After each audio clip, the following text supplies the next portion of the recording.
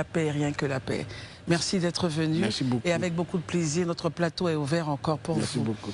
Nous allons donc vous dire au revoir pendant que nous allons recevoir Monsieur Gomez Agou, économiste senior, représentant résident du Fonds monétaire international au Gabon. C'est un Ivoirien et c'est une grande fierté pour la Côte d'Ivoire en tout cas.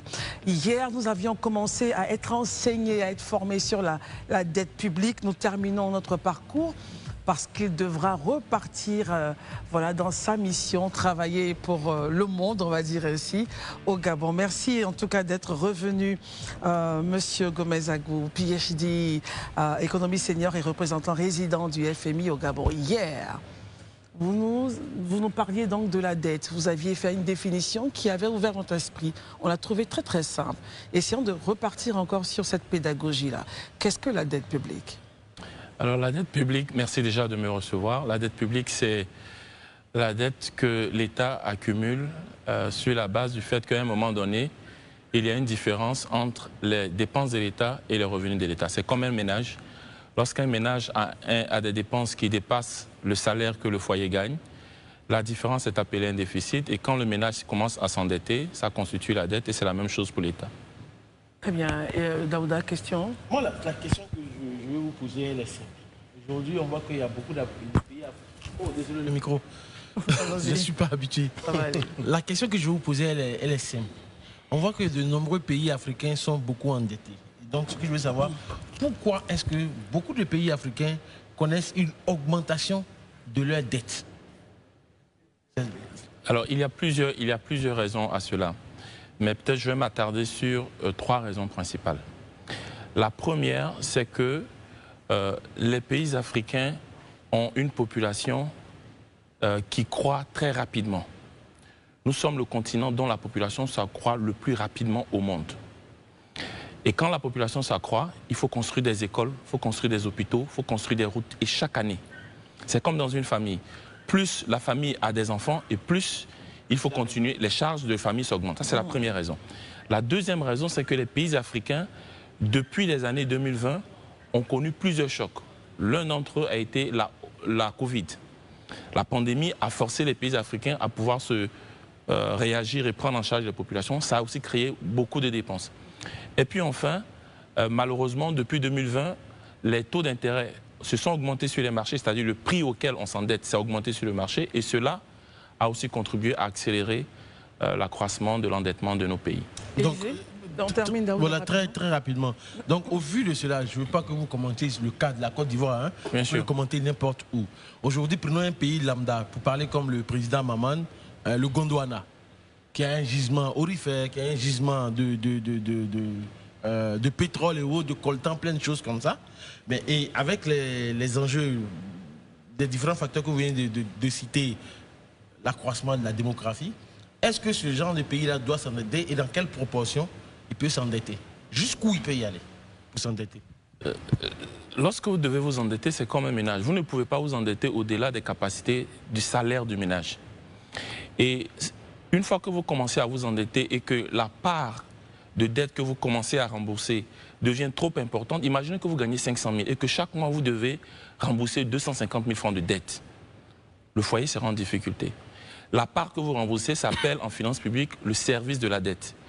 Donc le pays doit toujours s'assurer que le service de la dette, la part qu'on rembourse chaque année, n'est pas trop importante comparée aux recettes de l'État. Les recettes de l'État, ce sont les impôts et les douanes, ce qui, dans le cas d'un foyer, constituerait le salaire du foyer.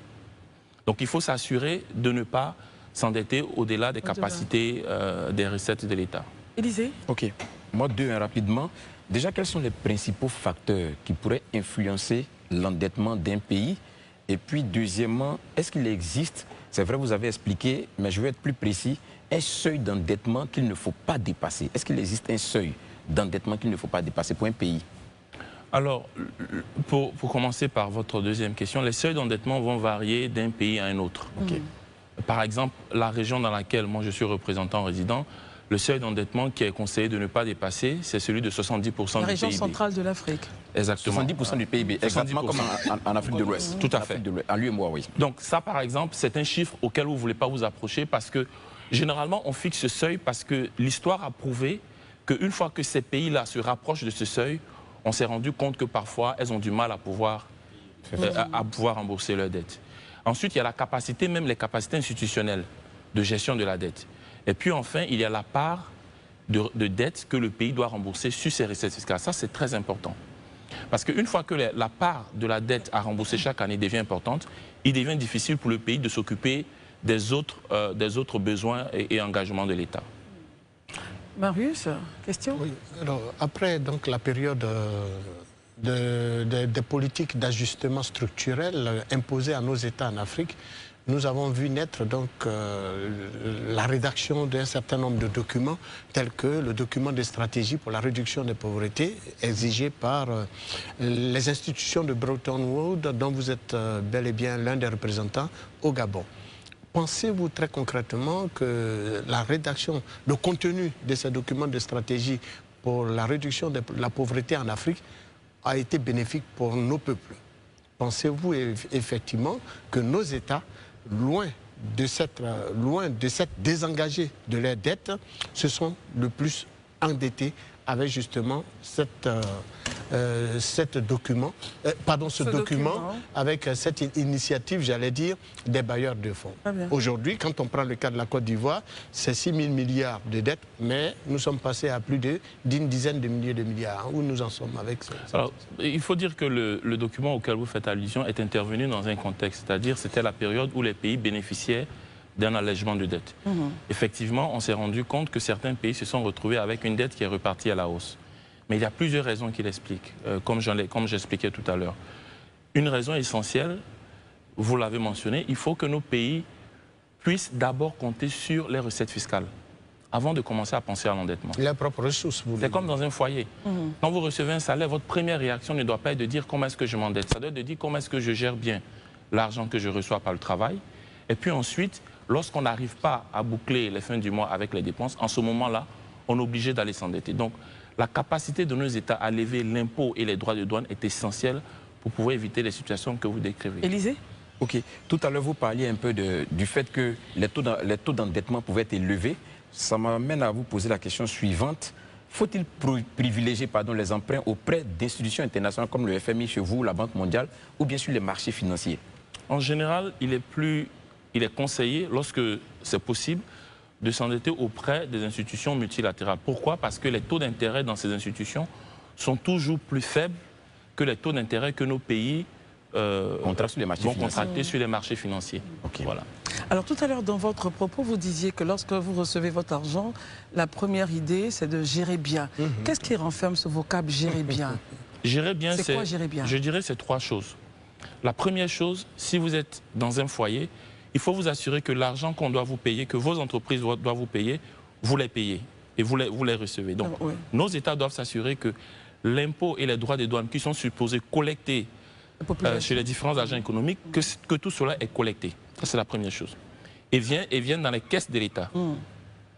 La deuxième chose, c'est de s'assurer qu'on fait des dépenses qui sont utiles.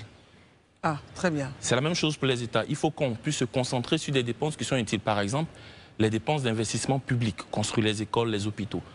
La troisième chose, il faut s'assurer que quand on est dans le foyer, si pour faire le marché, ça coûte 80 000, la dame de maison ne doit pas vous dire que ça coûte 100 000.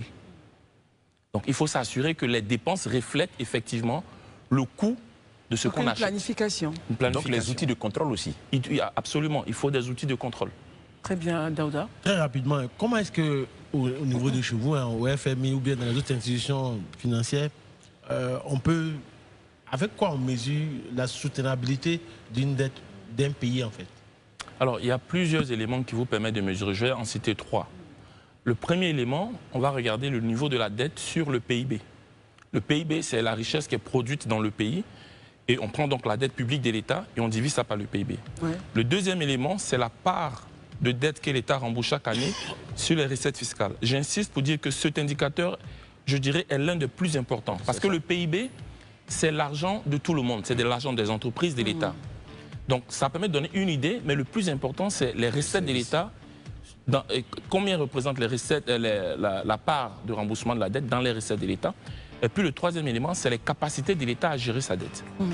Alors, si vous deviez regarder donc les populations qui sont en train de suivre cette émission, quels conseils sur cette base-là leur donneriez-vous? Et puis, voilà, dernier commentaire. Alors, je dirais que nos... Je dirais que nos États ont besoin de pouvoir compter d'abord sur les capacités à lever l'impôt et les droits de douane. C'est comme ça qu'on va permettre à nos États de ne pas se surendetter. Cela demande la coopération des populations. Mais en retour, cela aussi demande que nos États s'assurent qu'une fois qu'elles prennent les impôts et les douanes chez les populations, qu'elles puissent faire des dépenses qui vont au bénéfice des populations. Des dépenses utiles. Des dépenses utiles. Très bien.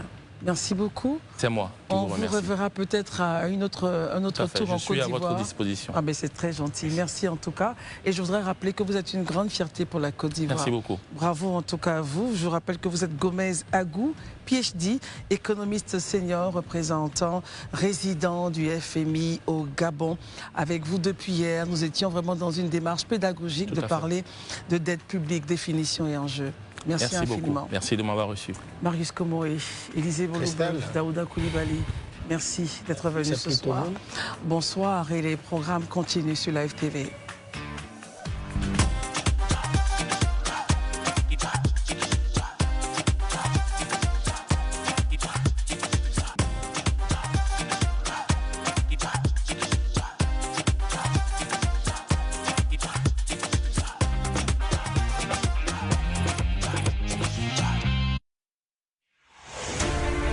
Cette émission vous a été présentée par le Sommet international du capital investissement et du capital risque.